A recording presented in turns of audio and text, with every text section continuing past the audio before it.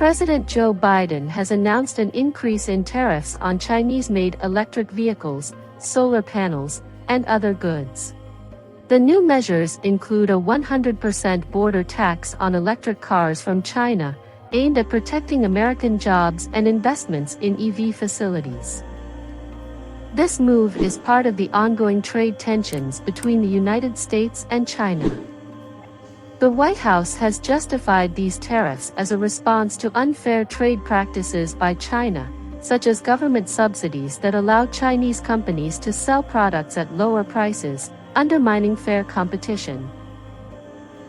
This decision has been met with criticism from China, calling it bullying and warning that it will affect bilateral cooperation. The announcement comes amid a heated campaign where Biden and Trump are trying to show who's tougher on China, with implications for the upcoming presidential election.